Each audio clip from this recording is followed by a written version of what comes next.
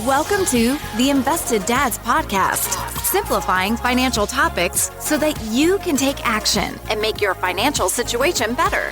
Helping you to understand the current world of financial planning and investments, here are your hosts, Josh Robb and Austin Wilson.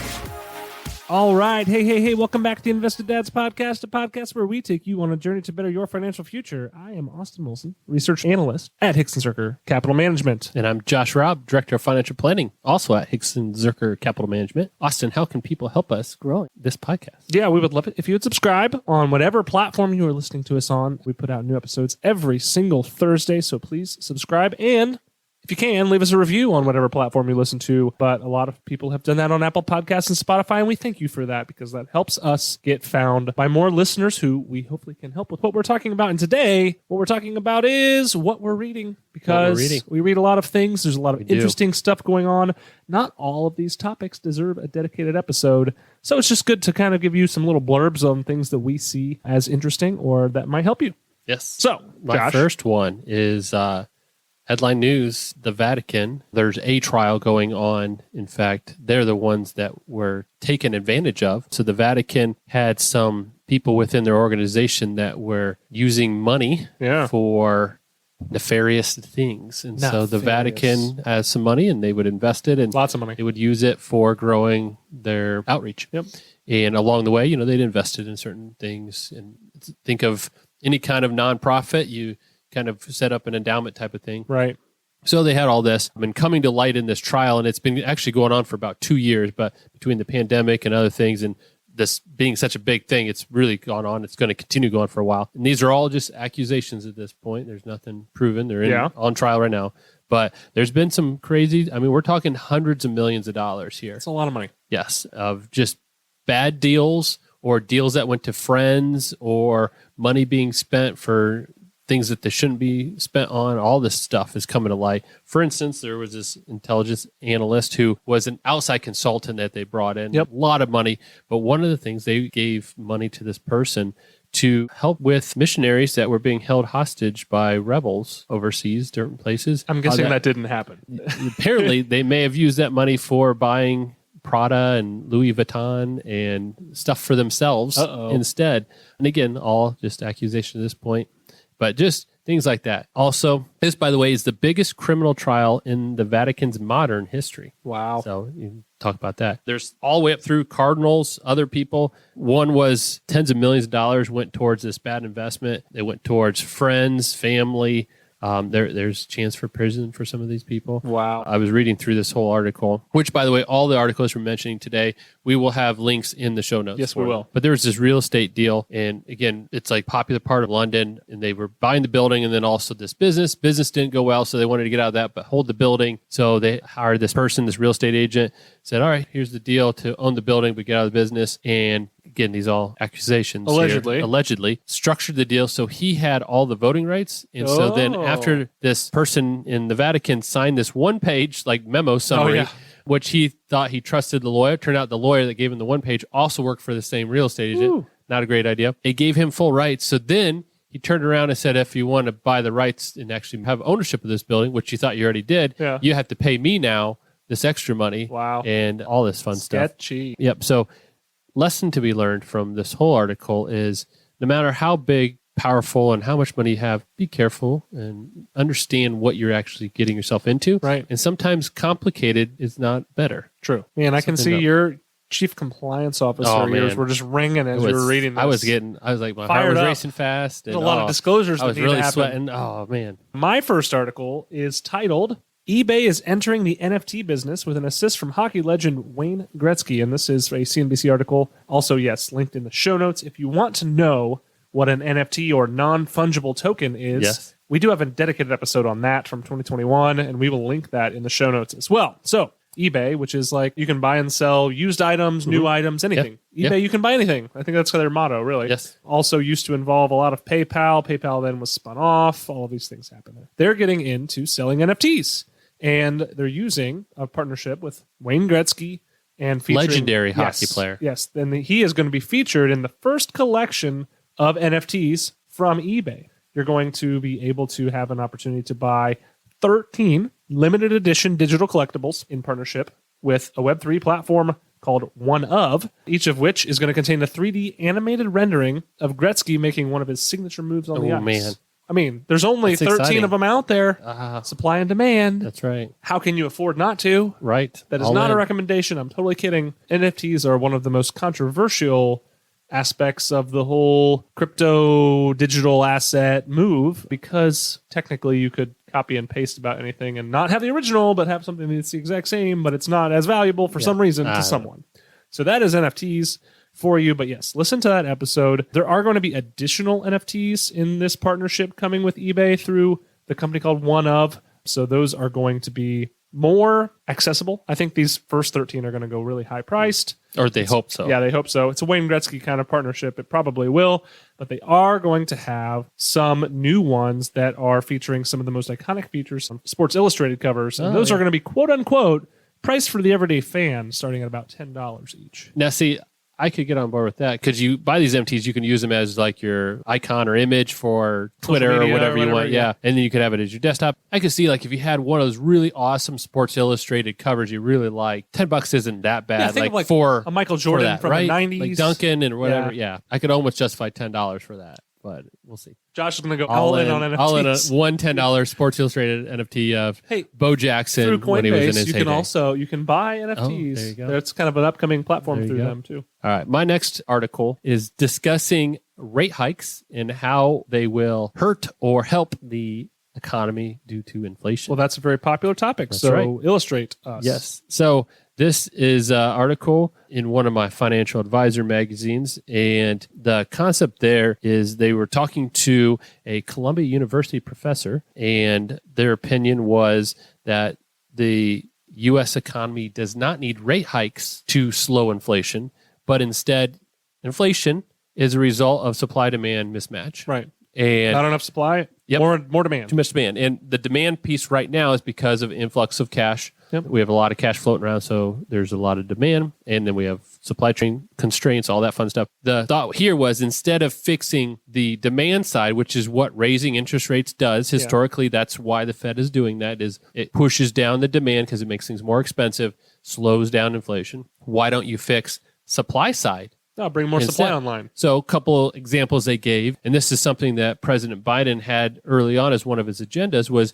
to make childcare more affordable and more available so that in general, it is the woman who stays home with the kids, that if you made childcare more affordable and more available, you'd have more women coming back to the workforce, thus increasing your labor issues. Gotcha. Which we have a very tight labor market. Yes, so that unemployment. There's, jobs available. Way more jobs. We need than more people for for jobs. So that's one. Food. Right now, we're in a high food inflation environment. Yes. That has to do with the war in Ukraine. There's just supply issues still. Weather impacts it, droughts, all that stuff. A handful of years ago, the United States had a surplus of food and we were exporting. And we still export some stuff. But in general, why don't you fix the supply by giving motivation or incentive to produce more food instead of adjusting the demand on the other end? Yeah. Bring more supply online. And even if demand stays the same, you'll bring inflation down. Right. That's and so the theory. that was just an article that was interesting in that if you are going to be sticking your business disruptions, in a sense,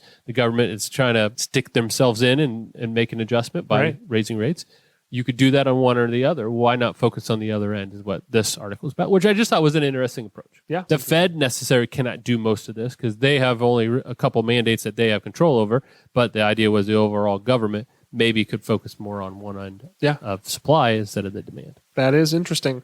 Before I give you my second article, I have Dad Joke of the Week, Josh. All right. What is a pizza's favorite song? Ooh, pizza's favorite song. I don't know. What would they listen to? Another One Bites the Crust. There you go. And another slice I like it. down, and another slice. Another one bites the crust. Who sang that? Ow. Dun, dun, dun, dun, dun. I know it, but I can't even pull a name out of my head. That's right. My second article is titled Average Age of U.S. Cars Hits a Record 12.2 Years in Fifth Straight Annual Increase. What would be hilarious is once they get to 16 years, they can get their own license for their own driving. The cars are self-driving now. It's self-driving. That's right. But this was an article from Bloomberg, I believe, and I will link that in the show notes. But it's pointing out that vehicles are older than ever. We've had now 5 years where the average age of the car on the road has been on the rise. And people like me are contributing to that because I'm driving a '07. How many years old is that? 15 years. There you go. That's old. That's old car. So the people like that driving up the average is killing me. Yep. What this article pointed out is that because this is what's happening, this is going to slow the spread of new safety technology such as side airbags or better crash ratings or all these things. Electric windows. I have those. Josh. Oh, okay. As well as emissions technology. So typically older vehicles are a little bit less emissions friendly. So these are not necessarily things that are helping out with the safety aspect, obviously very important, as well as the emissions side of things as we're trying to do things for climate change, as well as, just in the high gas price we're in right now, mileage matters. Oh, yeah. With $4.50 gas. So a couple things, going against that. One of the main reasons is that a global microchip shortage, supply chain snags, and inventory challenges all are keeping people driving their older cars longer because they've led to the price of new vehicles on average, according to Kelley Blue Book, $46,526 on average. Average. That means there's a lot more above and a lot more. Because some of those pickup trucks are expensive, brand new. Absolutely, but that is a high average. Oh, yeah. And another component of that is the fact that financing costs are up because rates are up. So when you take out a loan, if you take out a loan, which is not something we would typically advise for vehicles because it's a depreciating asset, but you're taking out a loan with rates that are moving up right now, definitely more than they were a year ago or 2 years ago. So that's something that's causing the monthly car payment to be higher as well and keeping people in their cars. That's crazy. So that is where I was at. Josh, what is your third article? Question before we go on. Yeah. Now, if someone owns a classic car, that may bring that average down pretty significantly. So if you had like a 60s or 70s, one of those muscle cars, right? Yeah. I mean, that's I think that average is average. I bet this probably has to do with daily drivers. Okay. There's probably some way that they somebody's exclude. driving a Ford Model T somewhere and like, I bring the average way down. Yeah. So I think that they probably go see by BMV information, and if you have a historical plate, you're probably excluded. Okay. Gotcha. So I think that's over 25 Not that years. that matters too much, but I'm just curious. That's a good question. All right. My last article is exciting. I think we should have just started with this. Oh, it's the best one. We're going to talk about inherited IRAs and your required distributions out of them.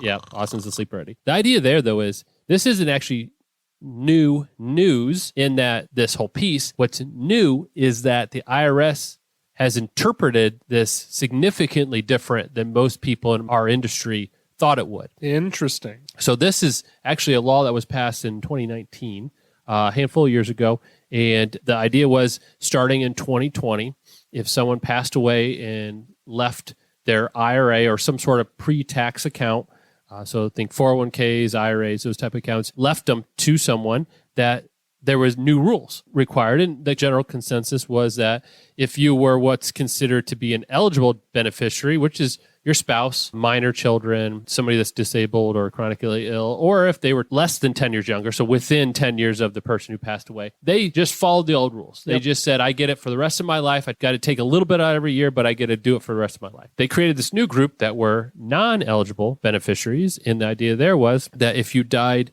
in 2020 or later, they would then have a 10-year window to get all the money out. They had to do it by the December 31st of that 10th year. That was kind of how everybody in the industry read it. That's how it was worded. The IRS waited a little while, thought about it, and then in 2021, near the end of it, they kind of were like, I think it looks a little different. And then here in this year in 2022, they've kind of pushed some stuff out to indicate that they're actually leaning towards adding a couple more categories. Because if there's anything I know, Partially eligible. The government loves complicating things to the extent that they can. Yeah. And so they said, okay, if the person who passed away was not taking required distributions yet, in other words, they were under age 72, then you have a 10-year window, no required distributions for whoever inherits it. But if they were taking distributions, so they were 72 or over, then the person who inherits it has to take distributions and has 10 years to take it out. Wow. So now there's potentially 4 categories. All these different categories that you have to track. And the hardest part about this all is we're 2 years into this and they're changing. It's going to be retroactive. Well, what's going to happen is they may require people who did not take a required distribution last year that was supposed to, because it is the year after you pass is the first year. Yeah. So anybody that passed away in 2020, 2021 would be the first year that required distribution would show up. The most anybody's miss is 1 year. Right. But the penalty for missing required distribution, by the way, is pretty steep tax. And so But could they penalize you if it that's wasn't a where rule? there's a lot of things floating out there. What are they going to do and all this stuff? So long story short, nothing's decided yet. It's kind of out there for kind of opinions and kind of revision, but something that we're keeping an eye on and that you should be keeping on if you're fall in this category of receiving an inherited IRA is maybe I may have to take 2 this year to catch back up and start planning for distributions between now and that 10th year. And long story short, if the IRS finds a way to fix some ambiguity with a way that's going to line their pockets a little bit more, they're going to do it. So my third and final article is titled The Worst Years Ever in the Stock Market. And this was written on or published on May 22nd by Ben Carlson, which we're going to put a shameless plug in because we actually interviewed Ben Carlson in 2020 early on in our podcast. It was one of our first handful when he released his book, Don't Fall For It. So check that out. Which is a good book. It was a good book. We will link that in the show notes as well. Here are some points from the article that I took away. On January 3rd of this year, the first trading day of 2022, the S&P 500 closed at an all-time high of 4796.56. Okay? Yep. Remember that. Lock that in. It's been all downhill since then, and the S&P is in the midst of an 18.6% drawdown from those highs. Even when you include dividends, the total return is negative 17.7, which isn't great, right? Can you just take that negative off? Then I'll be Just pretty put happy. it plus 17 is great. Typo. Yeah, one thing that stands out at historical returns for the S&P 500 is there are lots of big gains and a decent number of big losses per year. The stock market is really prone to extremes, he points out in this article. He included 2022 year to date in a chart that shows it as one of the worst years in history, and that's only so far. If the year were to end today, 2022 would rank as the 7th worst calendar year return for U.S. stock market since just before the Great Depression. Just out of curiosity, he looked at the returns in the years after the worst annual performance on the stock market to see what would happen next. And here are some numbers on the forward 1, 3, and 5 year total returns following these periods here. So 1 year returns are decent, but not great. Average returns were 6.4%, while just 6 out of 11 were positive. Average 3 year return was 35%. Average 5 year return is a gain of almost 80%. Every 5 year return following one of these down years saw positive returns. So, historically speaking, again, no guarantees, but historically speaking, if you have a 5 year or more time horizon, the market has been positive from this point, which is good. So he finishes this article by saying he does not know what's going to happen the remainder of 2022. He would not be surprised if it gets worse, and he would not be surprised if it gets better, but I think he was overall net positive that forward returns from here are pretty good. And interesting to note, like you said, if it was to end now, how it would rank. Now, the thing is, where you said with total return is 17.7 at this point of time, the average drawdown for a midterm election year is 16.6%. We're pretty much right on that. So, in other words, midterm election years fall to be, if they would end at their worst point, in the top 10 worst times ever. Yeah. Just from that standpoint. Absolutely. So, midterm, more volatile year. And second, drawdowns are more steep intra-year than we usually see at the end of the year. In fact, once you get the election figured out, the way that these midterm years have historically worked, you usually get a little bit of a rally at the end of the year, but you still end the year with a less total return than you would on a non-midterm year. Historically speaking, again, not guaranteed that it's going to work out that way, but we're seeing some similarities already this year where we know we're having midterms and the market's down pretty sharply. So it's a very interesting time period we're in, but I'm kind of with him. I could see some arguments for some reasons we could have some continued choppiness. You know, we've got the Fed and inflation, and that's really driving the ship on everything we're seeing right now. But I could also see the fact that things are really, really beat up, and there is upside. If you get some light inflation readings, then boom, I think you're set up pretty well for some opportunities. So that is what we are reading. Josh, why don't you wrap us up? Yep. Well, thanks for listening. Make sure that you share this episode with anybody who says, hey, do these guys read? And we do. Show that we do. So share this with them. But also, if you have any ideas, questions, thoughts, shoot us an email at hello@theinvesteddads.com. We love hearing from you. Absolutely. Well, until next week, thanks for listening. Have a great week. Talk to you later. Bye. Thank you for listening to the Invested Dads podcast. This episode has ended, but your journey towards a better financial future doesn't have to. Head over to theinvesteddads.com to access all the links and resources mentioned in today's show. If you enjoyed this episode and we had a positive impact on your life, leave us a review, click subscribe, and don't miss the next episode.